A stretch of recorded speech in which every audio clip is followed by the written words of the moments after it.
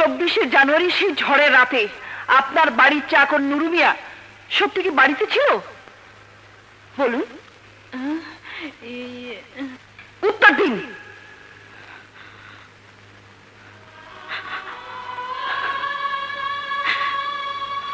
বলো না, বলো, নীরব থেকো না। তোমার এই নীরবতাই ওকে ফাঁসির মঞ্চে নিয়ে যেতে পারে।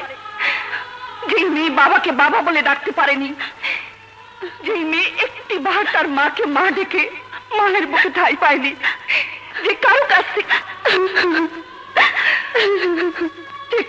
থেকে এতটুকু আদর ভালোবাসা পায়নি, আজ তোমার একটি সত্যি কথা সে সব কিছু ফিরে পেতে পারে।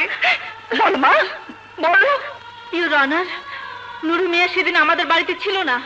দুদিনের ছুটিতে সে দেশের বাড়িতে গিয়েছিল।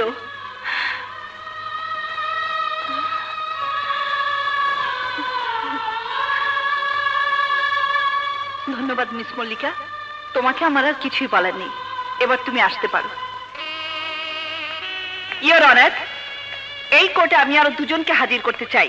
তাদের মধ্যে একজন হলো যে ফটোগ্রাফার মাধবীর ছবির সাথে অন্য লোকের ছবি জুড়ে দিয়ে মাধবীকে দুশ্চরিত্র বলে প্রমাণ করেছিল তাকে।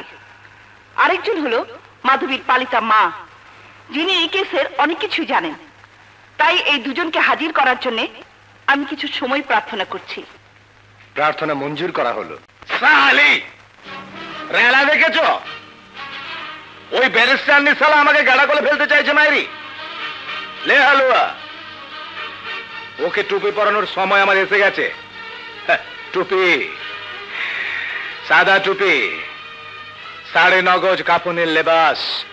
যেমনি সালাম খানকে আমি নিজের হাতে খুন করে মাধবীকে মিথ্যে সালাম খানের খুনের আসামি বানিয়ে ফাঁসিতে পাঠিয়েছি, ঠিক তেমনি ওই ব্যারিস্টার নিকে খুন করে টুপি, সাদা টুপি, 9.5 গজ কাফনের লেবাস পরিয়ে দেব। আরে না না, কাফনের লেবাসের কি দরকার? আমাকে বলুন, যেমন করে সালাম খানের ছবির সাথে মাধবীর ছবি লাগিয়ে বুঝিয়ে দিয়েছি যে সে একটা নষ্টা,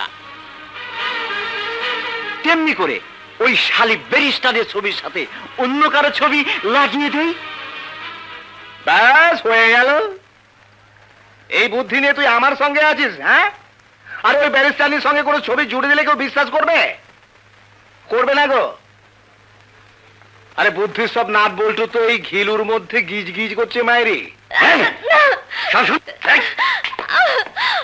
বস, ও দাঁড়িয়ে দাঁড়িয়ে আমাদের সব কথা শুনছিল।